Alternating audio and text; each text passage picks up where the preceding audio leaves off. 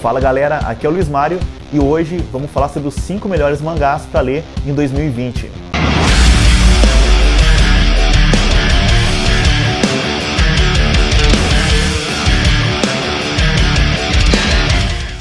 Este é um ano que tem tido vários lançamentos interessantes. Eu vou falar para vocês agora alguns dos meus 5 mangás prediletos, aqueles que eu estou acompanhando e que eu acho que vale a pena investir e ter na coleção. Lembrando que todos os mangás que eu falar ao longo desse vídeo, eu estou colocando aqui na descrição o link para que vocês possam adquiri-los, tá certo? Então é só clicar na descrição e adquirir os mangás que vocês mais se interessarem e mais curtirem de acordo com a nossa curadoria aqui da Promonerd. Antes de começar então, não esquece, deixa o teu like, se inscreve aqui no canal, porque isso dá mais força para que a gente possa seguir fazendo muito mais vídeo para vocês e também para que vocês possam ser notificados quando rolar um vídeo novo aqui no canal. Vamos lá então, o primeiro mangá que a gente vai falar hoje não podia ser diferente porque é um mangá que está muito em alta. Ele ganhou um anime agora que vai ser lançado brevemente no Crunchyroll, que se chama Jujutsu Kaisen. Esse é um mangá que foi lançado no Brasil pela editora Panini e ele foi escrito e ilustrado por GG Akutami. A primeira vez que eu vi a capa de Jujutsu Kaisen mostrando o personagem principal, Yuji Itadori, com uma boca na sua mão lambendo sangue, aquilo me fez lembrar de Parasite, o clássico mangá sobre um menino que tem a mão possuída por um alien. No entanto, a mão bocuda da capa ela raramente aparece nesse volume. A versão demoníaca do protagonista emerge após ele comer o dedo do lendário demônio Sukuna. A partir daí, Sukuna assume o controle do corpo, mas nesse volume as duas personalidades raramente interagem uma com a outra. Elas apenas têm breves diálogos quando estão lutando pelo controle do corpo, ao contrário da dinâmica de personagens como Ed Brock e Venom, por exemplo. Mas como é que Yuji acaba alojando um demônio em seu corpo? Bom, isso se deve a uma combinação de coincidência, ideais influenciados pelo seu avô e altas doses de estupidez mesmo. Fisicamente forte, mas não particularmente brilhante, Yuji é o tipo de personagem que normalmente se enquadraria naquele arquétipo do atleta burro, se não fosse pelo fato de que ele rejeita os esportes em favor de algo bem mais tranquilo, ou quase mais tranquilo, que é o Clube de Pesquisas Ocultas. A história nos faz lembrar de outros personagens shonen do passado. Temos uma caçada ao tesouro por um objeto poderoso com o background do arco introdutório, assim como a procura pelas esferas do dragão em Dragon Ball. Mas, acima de tudo, ele se junta a uma vasta lista de séries da Shonen Jump sobre adolescentes combatendo demônios que vão desde Yu Yu Hakusho, Bleach, até o mega hit Demon Slayer. Já no primeiro volume, Jujutsu Kaisen mostra ser uma boa adição a essa linhagem, sem necessariamente mostrar nenhuma qualidade especial que eu faça se destacar para os leitores que são mais experientes no gênero. O ponto forte aqui são seus personagens. Yuji, Megumi e Nobara lembram o arquétipo padrão de heróis do gênero shonen como Naruto, Sasuke e Sakura. O líder poderoso porém sem noção, o expert estoico e a garota cheia de atitude.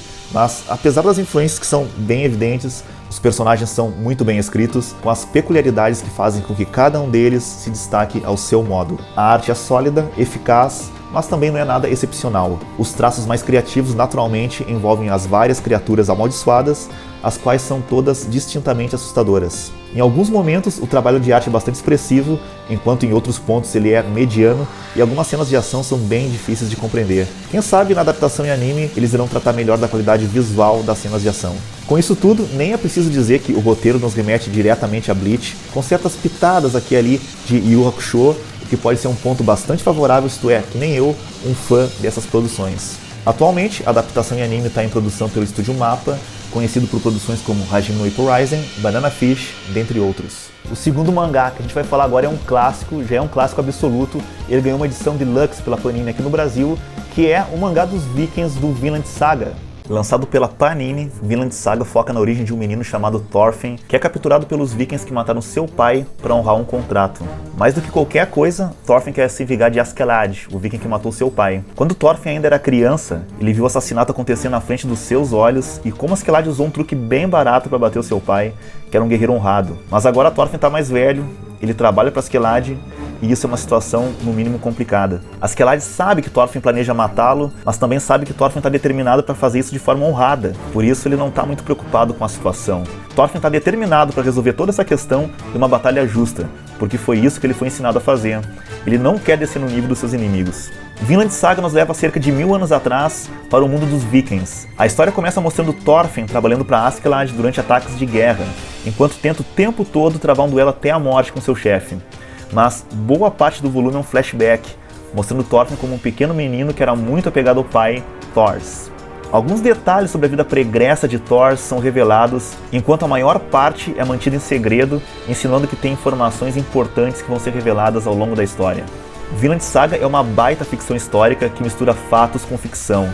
Leif Erikson é um personagem que Thorfinn conheceu na infância, e Leif fala sobre a maravilhosa terra de Vinland, onde tudo é correto e pacífico. As ilustrações do mangá são super detalhadas, o que soma bastante para uma ficção histórica que nem essa. Podemos ver detalhes sobre a aparência e até mesmo o modo de vida dos vikings. Todos os personagens são muito bem explorados, e você pode esperar que cada peça se encaixa perfeitamente no xadrez dessa história. A ambientação do mangá é muito bem trabalhada, ficando evidente que o autor se preocupou em pesquisar com profundidade para representar o período histórico em que se passa a Vinland Saga de forma convincente. O autor investe em traços mais realistas, com foco nos detalhes, mas não abre mão dos contrastes, usando de cenas mais engraçadas. O trabalho editorial da Panini é competente, a impressão é ótima, são 8 páginas coloridas, com papel de qualidade e uma ótima adaptação. Traz uma capa cartão com orelhas e detalhes em verniz e alto relevo. A edição Deluxe é uma edição 2 em 1, compilando os 2 primeiros volumes do mangá, contando com 460 páginas. O terceiro mangá é um mangá bem conhecido aqui no país, ele está fazendo bastante sucesso atualmente,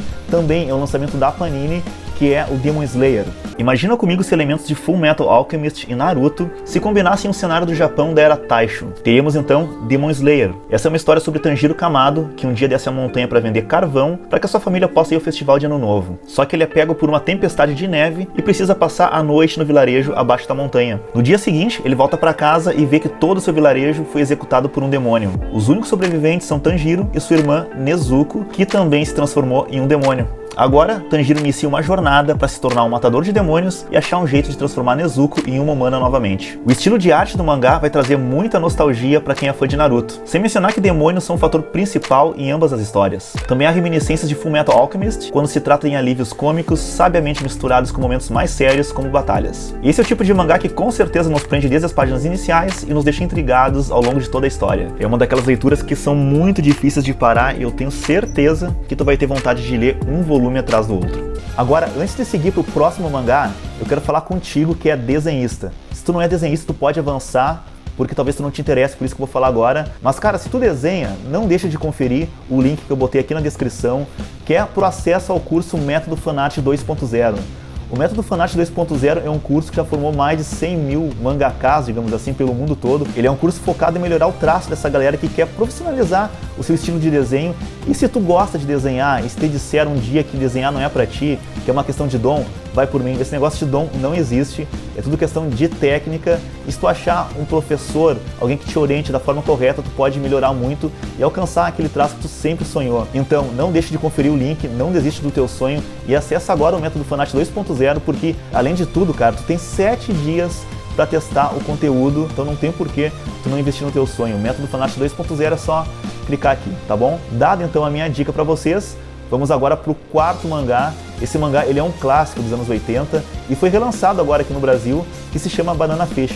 Já se passaram 35 anos desde que Banana Fish estreou nas páginas da Betsukomi em 85 e apesar de suas raízes shoujo, Banana Fish é tudo menos um típico mangá shoujo. Essa é uma história com fibra, mergulhada no mundo sanguinário da cena de gangues de Nova York. Não é uma história bonitinha e definitivamente não é recomendada para quem tem estômago fraco, mas no seu cerne, Banana Fish entrega um olhar humano em um mundo coberto de morte e violência, enquanto mantém uma mensagem geral de esperança. Então, antes de mergulhar no anime de 2018, tu precisa conhecer o mangá que iniciou toda essa trajetória. Situado em uma obscura periferia de Nova York dos anos 80, Banana Fish segue a trajetória de Ash Lynx, enquanto ele tenta desestruturar um império criminoso do notório chefe do crime, Papa Dino. Em meio ao caos das guerras de gangues e acordos firmados em becos, Ash encontra e fica amigo de um simpaticíssimo fotógrafo japonês chamado Eiji Okumura, e os dois embarcam numa jornada perigosa que vai levá-los às profundezas do mundo do crime.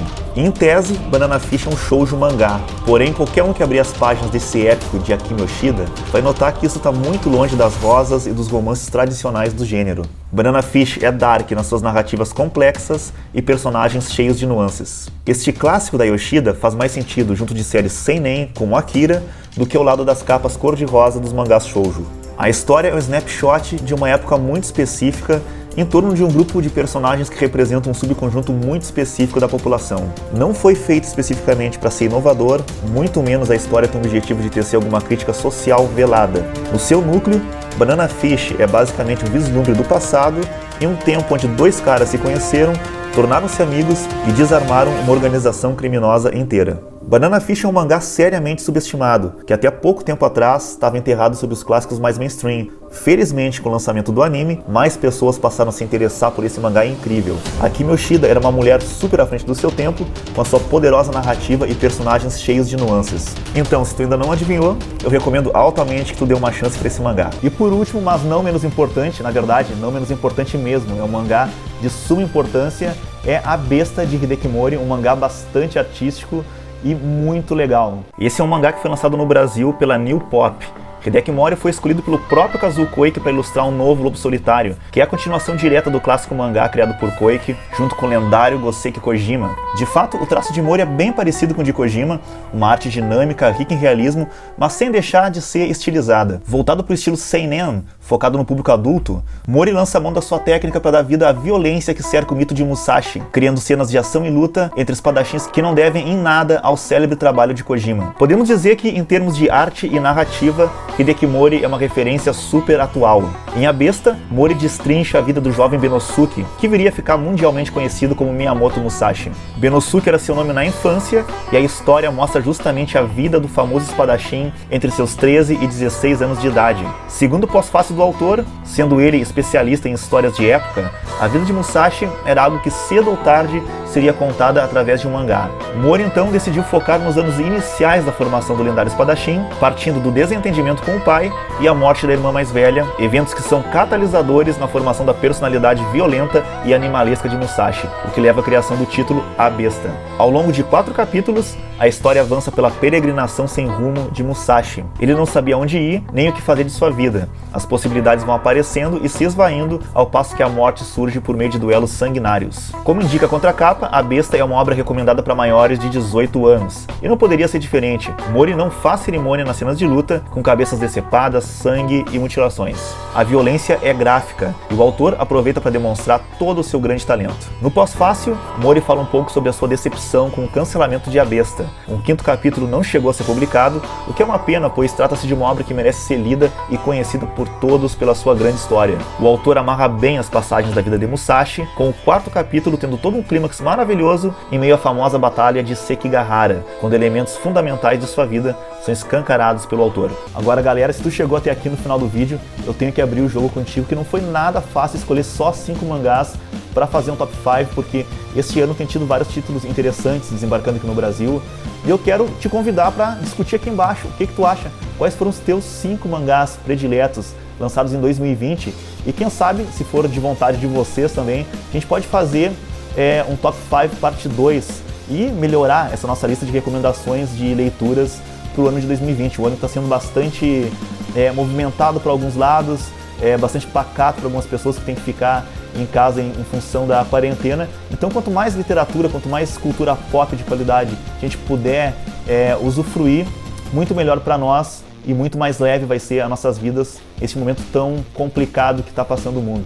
Se tu está vendo esse vídeo depois de 2020, a gente está gravando aqui no meio de uma pandemia, né? Então eu acredito que esse tipo de material, esse top 5, vai agregar para muita gente que procura um material interessante para consumir nessa época, tá certo? Galera, muito obrigado por me seguir até aqui. Eu espero ver vocês nos próximos vídeos. Um abraço e até lá!